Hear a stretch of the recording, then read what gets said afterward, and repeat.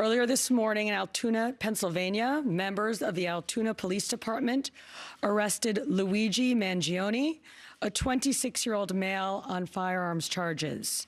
At this time, he is believed to be our person of interest in the brazen, targeted murder of Brian Thompson, CEO of UnitedHealthcare, last Wednesday in Midtown Manhattan. The suspect was in a McDonald's and was recognized by an employee who then called local police.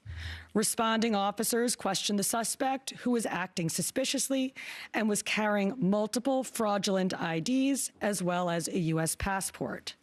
Upon further investigation, officers recovered a firearm on his person as well as a suppressor, both consistent with the weapon used in the murder.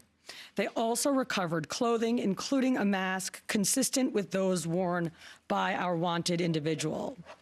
Also recovered was a fraudulent New Jersey ID, matching the ID our suspect used to check into his New York City hostel before the shooting incident. Additionally, officers recovered a handwritten document that speaks to both his motivation and mindset. NYPD detectives are en route to Pennsylvania as we seek to interview the subject further. This apprehension is thanks to the tireless work of the greatest detectives in the world, and of course, the strong relationships we have with our local law enforcement partners. On every level, local, state, and federal, we all serve the same public safety mission.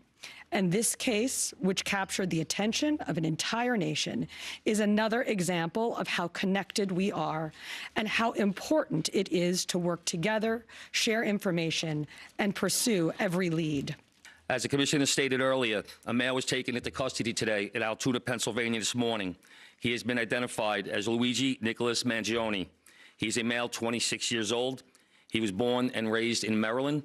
We know he has ties to San Francisco, California, and his last known address was Honolulu, Hawaii. He has no prior arrest history in New York. Members of the NYPD Detective Bureau are currently traveling to Pennsylvania with members of the Manhattan District Attorney's Office to interview this subject. This case was brought to a successful conclusion based on the coordinated effort between numerous NYPD units, including the Intelligence and Counterterrorism Bureau, our federal partners at the FBI, the Manhattan District Attorney's Office, and of course, members of the Altoona Police Department in Pennsylvania. On Thursday, one day after this crime was committed, the NYPD released a photo of the shooter in this case. This picture was obtained by the NYPD during one of their extensive video canvasses. We took that photograph and we asked for the public's help in identifying this subject, and the public responded. Hundreds of tips began to pour into our hotline. Each tip was investigated thoroughly, and we began to release additional photographs as they came into our possession. The NYPD provided these photos to numerous media outlets. Local, national, and international outlets released the photo via television, print, social media, and online content. Luckily, a citizen in Pennsylvania recognized our subject and called local law enforcement. Members of the Altoona Police Department responded to the call, and based on their investigation, they notified the NYPD. This investigation is still active and ongoing. Thank you very much. We're going to take questions on shooting first, and then we'll... Mark? I had a couple questions about the document that he was found in possession with. Can you go a little bit more in depth about those motivations that you mentioned? Was that CEO specifically named in that document? Was there anything more about him wanting to go after others? And also in that document, was there any indication that explains us how the level of detail that he went into killing him? Like, is there anything? Like I said, that document is currently in the possession of the Altoona Police Department as part of their investigation. But just from briefly speaking with them, we don't think that there's any specific threats to other people mentioned in that document. But it does seem that he has some ill will toward corporate America. Over here, sir. MJ? Chief, was the suspect wearing a mask at the time he was spotted in the McDonald's? And also, criminal cases often have a linchpin. Can you point to a single linchpin that helped crack this case? There's numerous linchpins in this case, in the fact that we've recovered an enormous amount of forensic evidence, an enormous amount of video, and once again, with your help and the public's help.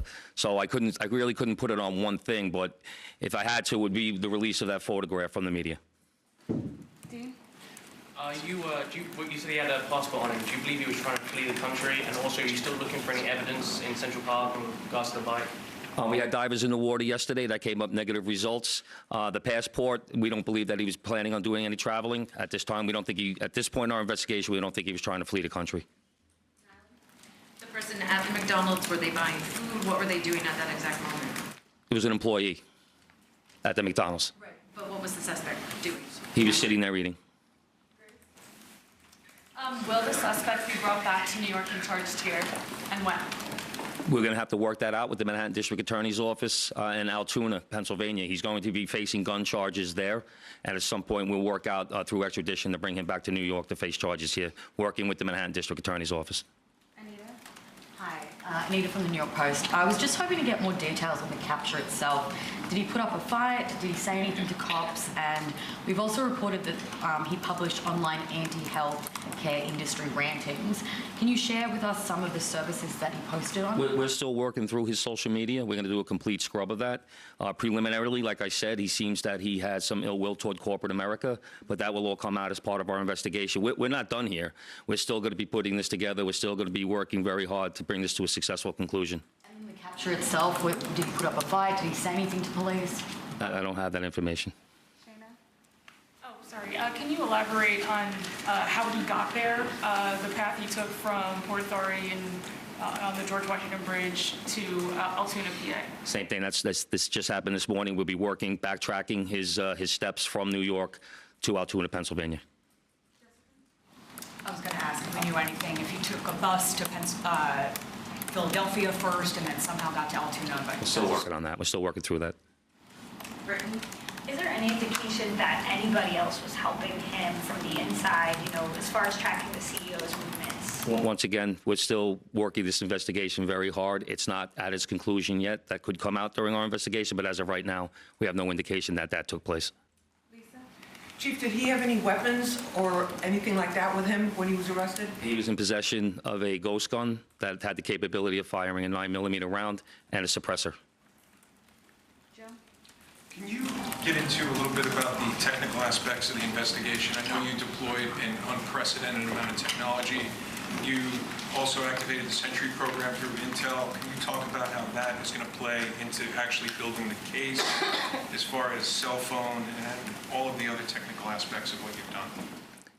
In this case, it really came down to technology was the use of drones in Central Park, and really comes down to the video canvas that we did.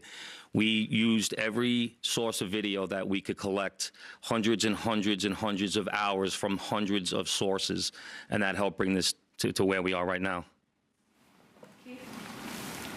The gun is it believed to be the gun he used in the shooting? And there was some talk that it was a veterinarian type gun.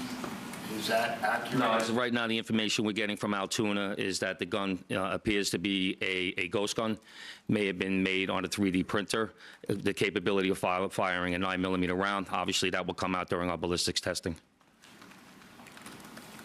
Oliver? Yeah, Oliver Barnes from the Financial Times. Do you have any indication how long this handwritten, is it a handwritten manifesto that you found on the suspect? And then also whether or not he put it online at all? Don't know if it's online. As of right now, it's a handwritten 3-page document. Chief, does he have ties to that area, and was he someone who you knew by name before his arrest? We believe he may have attended college in Pennsylvania, but like I said earlier, he has ties to Maryland and California and Hawaii. And you knew him by name before today. Was his name on your radar? Excuse me?